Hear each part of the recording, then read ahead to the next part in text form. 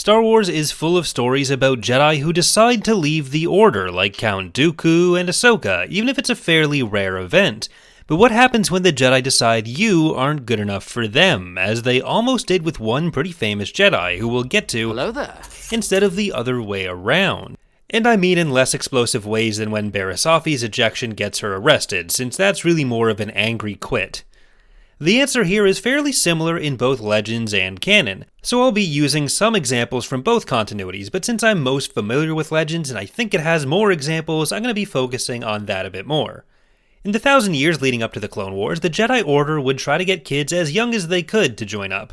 While Darth Bane and his rule of two may have been out there, the Jedi had essentially destroyed the Sith at the Battle of Ruusan as part of the new Sith Wars. But the threat of a possible Sith return meant keeping tabs on Force sensitives in the galaxy was very important. And in all periods of the Old Republic at least, every attempt was made to get children before they had begun to form any attachments. But when you're taking in all Force sensitives you can possibly find, there's going to be a big range of Force talent, as well as different aptitudes for the various skills and temperaments required to be a Jedi.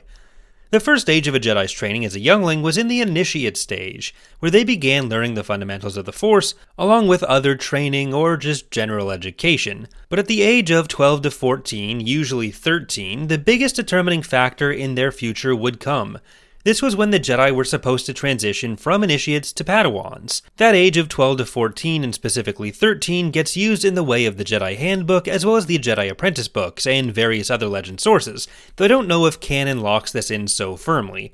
I'm also not sure if this changes for different species, but I imagine there's some scaling there for different rates of development, since Grogu's about 50 and he's still not quite ready to be a Padawan in canon, for example. But at this point, the Jedi do undergo a series of initiate trials, including some tests on the Jedi Code, meditation, lightsaber skills, and Force use, proving, quote, that the Force flows through you and that you're not a rock stubbornly blocking its current, end quote, which to me is just kind of a rude thing for Jedi to have put in an actual in-universe training manual. But on top of the test, the initiates have to get picked as a Padawan by another Jedi. If they fail these tests, or even just fail to get a master in a reasonable amount of time, they essentially lose their ability to continue their training to become a Jedi Knight. When that did happen to unfortunate students, the usual result wasn't returning to their families, but instead they were shipped off to one of the 4 other service branches attached to the Jedi Order, called the Service Corps. These were the Medical Corps, the Exploration Corps, the Educational Corps, and most relevantly, the Agricultural Corps. Most of these had some active, fully trained Jedi involved, but they were often staffed by those who had failed their trials, as were other auxiliary positions within the Order. The Living Force, a novel by John Jackson Miller, for example, has a Solonian mechanic named Hizo, who had basically failed his trials and stuck around as a mechanic in the temple. The Medical Corps and Explorer Corps basically did what the name implies, using the powers they had to act as doctors or to just explore the galaxy, and those two tended to have higher representation of fully trained Jedi, with many Jedi going through it at some point in their training. The Educational Corps, or Edu Corps, worked in the archives, but they were also deployed on educational missions throughout the galaxy. But again, they could still be joined by fully trained Jedi who felt called to that line of work. In Luke's order in Legends, while he didn't continue any of these branches, one of the most senior members of his order, Tion Solusar, who was also a council member, was actually similarly weak in the Force to a lot of the people who would have been sent to the Educational Corps, but was effectively the entire Educational Corps herself, acting as a kind of similar but more loosely defined chief librarian in the way that Jocasta Nu used to be, though Nu was significantly more powerful in the Force. The Agricultural Corps, or Agri-Corps, was basically a farming operation working with the Republic's agricultural programs throughout the galaxy, and it became the most common home for the Initiate Jedi who failed out of their trials or failed to get a master. So basically, if you couldn't cut it as a Jedi, they sent you to live on the farm, but not as a euphemism at least. This is technically talked about as still being a great honor and being part of something important, but pretty much any time a Jedi talks about it, it's very clearly not viewed highly. In the Jedi Apprentice books, Obi-Wan taunts another student, saying he'll make a great farmer when he fails to get his own master. And the Clone Wars Act on Instinct comic has one Padawan refer to an Agri-Corps member as a washout. along with other various instances of similarly disparaging comments, including one from Count Dooku, where he, Anakin, and Obi-Wan are all writing in the margins of a book, with Dooku saying the Jedi should just have tossed all the Agricor members out.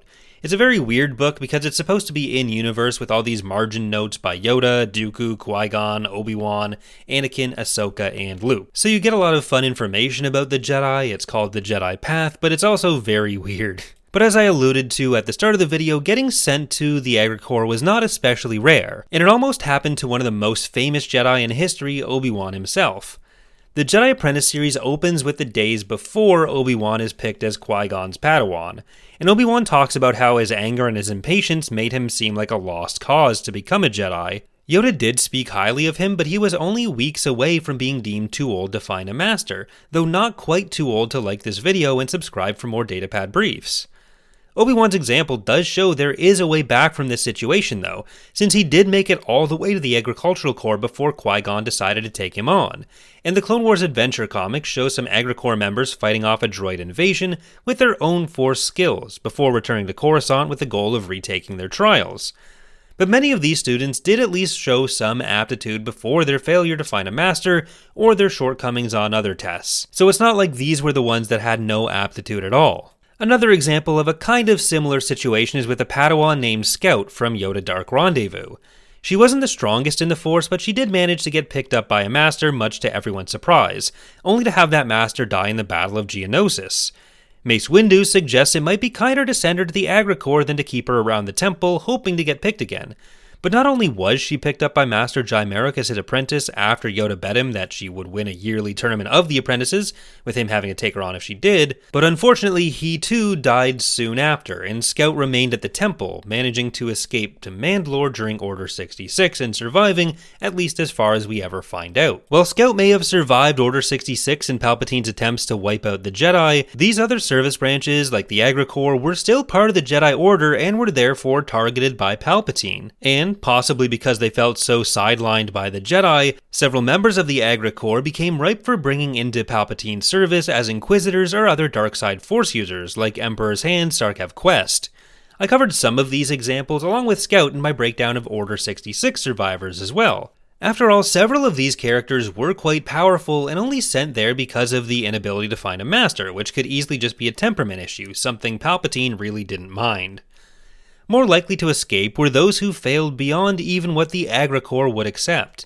If you were really bad and couldn't find anywhere to be placed within even these extra branches of the Order could just drop you entirely, although you could also just choose to leave. This is something Palpatine notes could mean a lot of loose Force sensitives posing a danger to him out in the galaxy, with just enough Force sensitivity or knowledge about the Jedi to cause a problem. But also, when you consider how often the Jedi pulled kids from entirely destitute families, it really doesn't make the Order look particularly good if they were just casting people out into the galaxy alone. But really, what does make the Jedi look good these days? That's going to do it for our look at what happens when you don't cut it as a Jedi. Hope you've enjoyed, and let me know in the comments if there's another topic you'd like to see me cover on the channel. Thanks for watching, and I hope to see you next time.